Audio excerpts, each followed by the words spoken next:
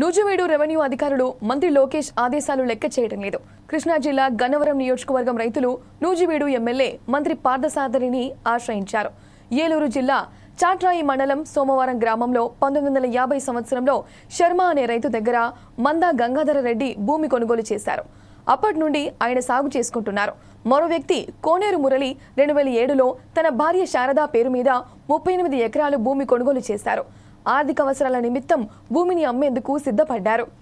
Registration చేసే భూమి survey number 352 సోమవారంలో తన పక్క సరిహద్దుదారుల గొడవ వలన బ్లాక్లో ఉందని తెలుసుకుని రిలీజ్ చేయడానికి చాట్రాయి మండలం తహసీల్దార్ దాసరి ప్రశాంతిని సంప్రదించగా ఆమె 5 లక్షలు డిమాండ్ చేశారు. తహసీల్దార్ 5 లక్షల నగదు ఇచ్చి బ్లాక్లో ఉన్న సర్వే నంబర్ను రిలీజ్ చేయించిన అడ్డంగుల్లో కూడా మార్పు చేయడానికి మరో 5 లక్షలు డిమాండ్ చేశారన్నారు.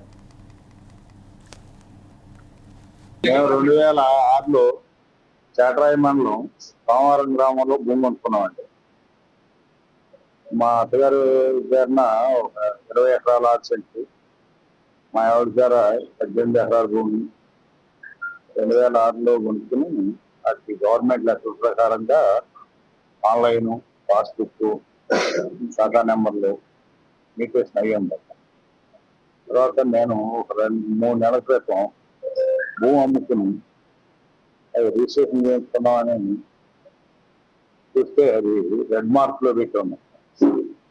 తర్వాత మేము ఎంఆర్ఓ గారిని కలిసాం. ఎంఆర్ఓ గారిని కలిస్తే దాన్ని షూటింగ్ కుదరదు అని అన్నారు. తర్వాత మళ్ళీ మాకు తెలిసిన ఆయన ఎవరినో తీసుకుని వెళ్తే 5 లక్షలు డబ్బులు ఇచ్చే కనుక చేస్తానన్నారు.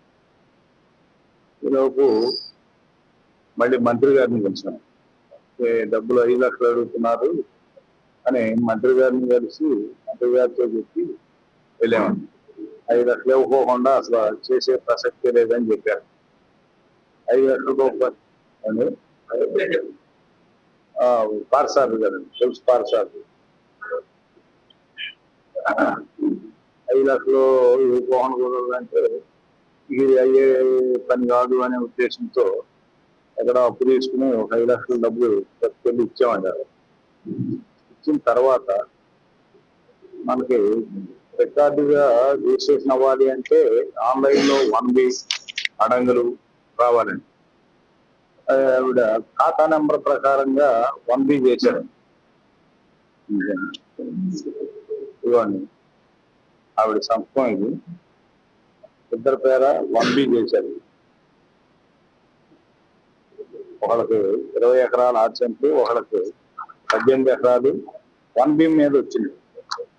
కానీ రిజిస్ట్రేషన్కి అడంగులు కూడా కావాలి. అది తెలియదు. మళ్ళీ రిజిస్టర్ వెళ్ళిన తర్వాత ఇప్పుడు 1B కాదంటే అడంగుల్లో కూడా రావాలి అనే ఉద్దేశంతో మళ్ళీ వెళ్ళాము.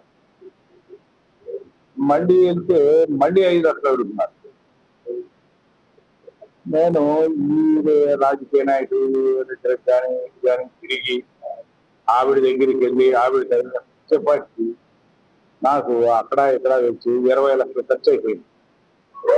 20 లక్షలు ఖర్చు అయిపోయితే మళ్ళీ 5 లక్షలు అడుగుతున్నారు. మంత్రి గారు పార్థసారథి గారు మా వెనకాల ఉన్నాడు. సారథి గారు అసలు పొలుసు పార్థసారథి గారు వీడిని చంపేయమని అన్నారు. వీడు బయటికి వెళ్ళి అక్కడెక్కడ ప్రెస్ మీట్ పెట్టాడు అనే